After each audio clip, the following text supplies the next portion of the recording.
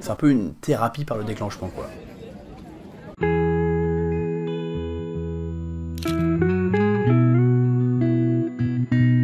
Je voudrais partager avec vous une astuce de street photo qui a changé ma vie. J'ai mis ça en pratique le mois dernier et les résultats ont été complètement fous. D'abord, un peu de contexte. En ce moment, je suis un petit peu en délicatesse avec ma photo, particulièrement avec ma photo de rue. Ça fait à peu près 1 an que j'ai du mal à faire des images, j'ai du mal à aller vers les gens, j'ai du mal à aller au contact, j'ai du mal à créer en photo de rue, ça veut pas quoi. Je me retrouve avec plein de blocages que je pensais ne plus avoir mais qui sont revenus.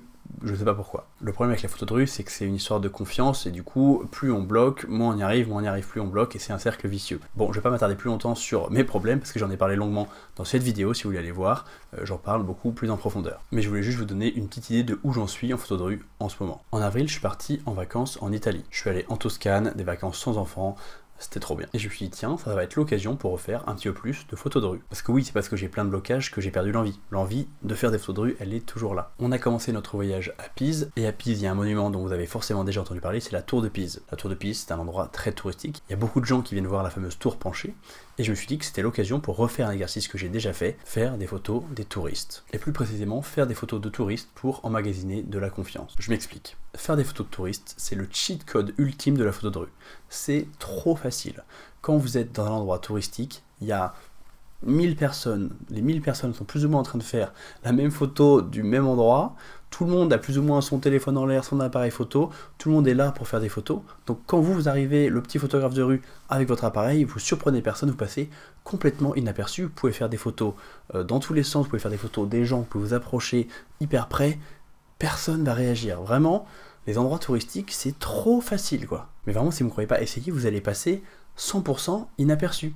Vous pouvez vous approcher à 1 mètre de quelqu'un, faire une photo en plein visage, il va à peine s'en apercevoir. En fait, on est tellement dans un environnement où la photographie est considérée comme normale, que tout passe.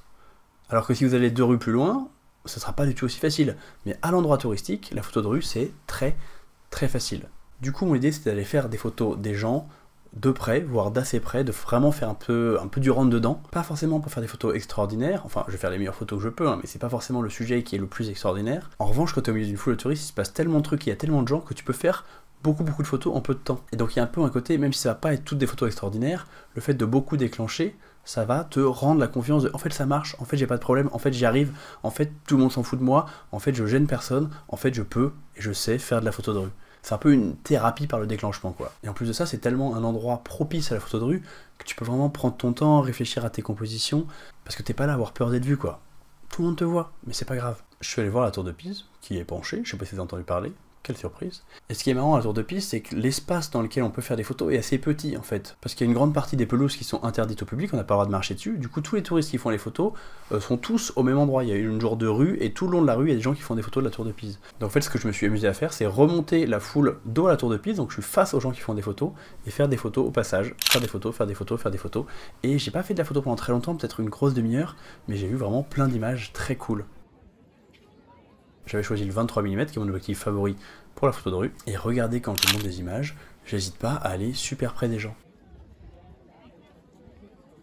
Et c'est marrant parce que c'est pas quelque chose que je suis capable de faire d'habitude, c'est pas quelque chose avec lequel je suis très à l'aise, mais là, dans cette situation précise, dans les situations touristiques, je trouve que tout devient facile quoi. Et on voit sur les images que je m'approche parfois super près pour déclencher, que je reste parfois plusieurs secondes au même endroit, juste à côté de quelqu'un, soit les personnes ne me voient pas, soit les personnes me regardent, sont un peu interloquées, se demandent qu'est-ce qu'il fait celui-là, mais ne disent absolument rien. Tant je suis pas invisible, hein, je fais 1m90, 100 kg, je peux vous dire qu'on ne peut pas me rater. Mais comme quand je suis en train de faire une photo, il y a 15 autres personnes autour de moi en train de faire des photos, ça passe inaperçu.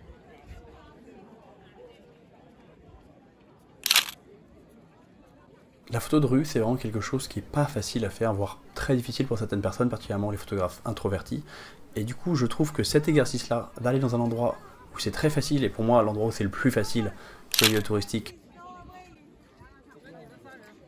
pour faire des photos, pour faire une thérapie du déclenchement, c'est-à-dire faire beaucoup d'images et comprendre que c'est possible, ça permet d'emmagasiner de la confiance pour après aller sur un autre terrain de jeu avec cette confiance et avoir plus de facilité à faire la photo de rue. Donc pour moi, c'est vraiment un exercice extraordinaire. Les sessions photos à Pise étaient vraiment super productives, j'ai vraiment fait des photos que finalement je trouve quand même assez cool, même si le sujet des touristes c'est un sujet qui est pas mal vu et revu, mais il y a quand même des photos qui me plaisent beaucoup, notamment celle-là, et le bonheur de faire la photo de rue à nouveau, ça m'a fait trop plaisir, il y a un truc qui s'est débloqué, et c'était trop agréable quoi. Enfin, ça fait 1 an que j'essaie de faire des photos de rue et que j'y arrive pas trop, et là, bah ça coule tout seul. J'ai renouvelé l'expérience quelques jours plus tard à Florence, et là c'était encore vraiment très chouette. Alors les touristes ils étaient un peu moins parqués tous au même endroit, donc je me baladais un petit peu plus, mais encore une fois, je peux aller très près des gens, je peux aller en face des gens, les gens parfois me regardent, je fais la photo, personne ne réagit, c'est vraiment très très simple, et c'est cool quoi, ça permet d'avoir une infinité de sujets sous les yeux pour s'entraîner un petit peu en accéléré. Parce que d'habitude dans une session de photos de rue, je vais faire 50 photos dans mon après, mais là je faisais 50 photos en 10 minutes quoi.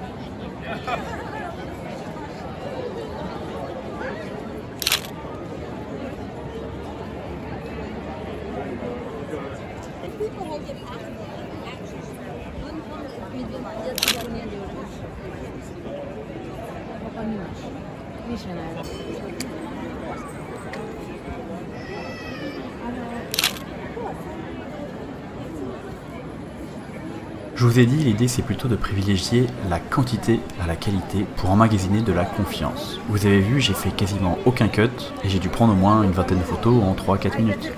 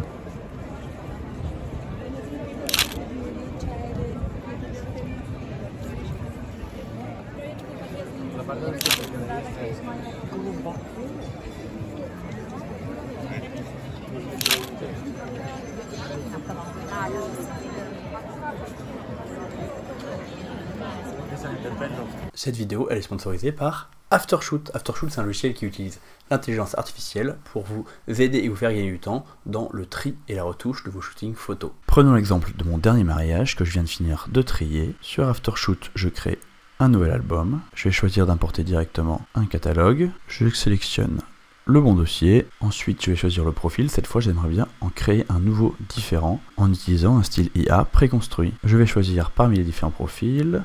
Je vais choisir, par exemple, celui-là, il a l'air pas mal. Je le télécharge et je clique sur commencer l'édition. On a le nouveau profil qui est sélectionné et je clique sur modifier. Il y a 429 photos à retoucher, donc ça va forcément prendre un petit peu de temps, mais moi je peux aller faire autre chose en attendant. Et voilà, c'est terminé et il ne me reste plus qu'à regarder les photos et voir le travail qui a été fait par le logiciel. Et voilà, la photo toute retouchée. Maintenant il suffit juste que je passe dans l'onglet développement pour passer d'une photo à l'autre et vérifier que tout va bien et éventuellement faire des petits ajustements. Mais globalement il n'y a quasiment rien à faire, les photos ont déjà été redressées et on a des couleurs qui sont chouettes, qui correspondent à ce que j'avais envie. Là on a vraiment des tons chauds, exactement comme je voulais, j'avais repéré ça sur le profil. Et ben voilà, je vais juste regarder les 400 photos, faire éventuellement quelques petites retouches, et ça va me faire gagner un temps fou sur la retouche de ce mariage. Si jamais le profil n'est pas tout à fait à mon goût, ce que je peux faire, c'est ajuster le profil.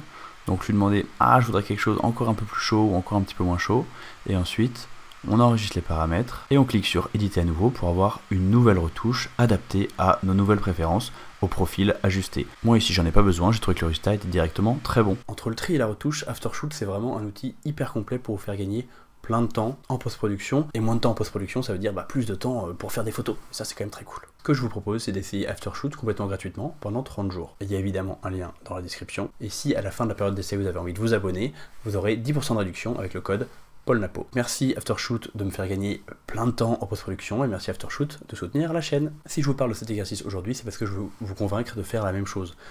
Les photos de touristes, c'est le cheat code ultime de la photo de rue. Ça ne sera pas forcément vos meilleures photos, par contre c'est un super exercice pour avancer. Ça va vous apporter énormément. Ça va vous montrer que c'est possible, ça va vous montrer que ce n'est même pas si difficile que ça de faire des photos de gens. En fait, ça correspond à pratiquer la photo de rue dans les circonstances les plus favorables possibles. C'est un peu comme la photo en manif par exemple. Comme en manif, tout le monde est là pour être vu qu'ils sont là pour faire passer un message, les photographes sont plutôt bien vus, donc faire la photo de manif, c'est aussi un cheat code de la photo de rue. C'est pareil avec les photos de touristes. Donc faites des photos de touristes, allez-y, faites du volume. C'est un peu un sujet vu et revu, les photos de touristes, mais c'est pas grave. Allez-y, pour l'exercice, autant que pour vous faire plaisir, et on n'est pas à l'abri de faire des bonnes photos aussi. La deuxième chose que cet exercice vous permet, c'est que comme c'est des environnements très compacts avec beaucoup de monde, ça permet de travailler des compositions plus complexes que ce qu'on fait traditionnellement dans la rue. Le problème qu'ont beaucoup de débutants en photo de rue, c'est qu'ils vont faire une photo d'une personne de dos sur un banc, toute seule.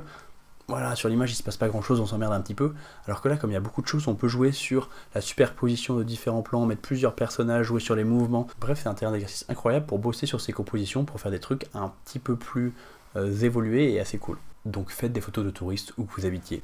Si vous êtes en région parisienne, vous faites une après-midi au Trocadéro, vous aurez tous les touristes qu'il vous faut. Si vous habitez à Dijon, vous irez à la place de la mairie, ou vous allez à côté d'un musée, ou il y a forcément dans votre ville, ou dans une ville pas loin de chez vous, un endroit touristique, un musée renommé, ou une belle place sur laquelle il y a souvent les touristes. Personnellement, c'est un exercice que je fais de temps en temps, qui me fait toujours du bien, qui me fait toujours accumuler de la confiance. Je l'avais par exemple fait à l'époque à l'Acropole d'Athènes, si vous voulez, la vidéo est par ici. Et à Dublin, quand je fais des cours particuliers en présentiel, j'emmène toujours mes élèves à Trinity College parce que c'est un endroit où il y a plein de touristes, il se passe plein de trucs, donc c'est un terrain de jeu vraiment propice à la photo de rue. Pourquoi je vous disais au début de la vidéo que les résultats ont été fous? Parce que quand je parle de résultats, je parle pas des photos que j'ai prises là-bas, je parle de ce qui s'est passé après. Parce que oui, quelques jours après être rentré d'Italie, je suis allé faire une session de photo de rue dans un quartier où je vais très souvent, où je suis passé peut-être une dizaine de fois depuis un an, et depuis un an, j'arrivais pas à aller vers les gens, j'arrivais pas à débloquer cette énergie pour aller faire du portrait, pour aller au contact, j'arrivais pas à faire des photos tout simplement. Et ce jour-là, tout plein de la confiance que je m'étais forgée en Italie, je sais pas ce qui s'est débloqué, il y a un truc qui s'est passé, et vraiment, j'ai refait la première session de photos de rue, de photos de portraits de rue productives que j'ai faites depuis un an. Ça fait un an que j'avais pas fait une bonne session, et cette fois j'ai fait une session incroyable, j'ai plein de portraits très cool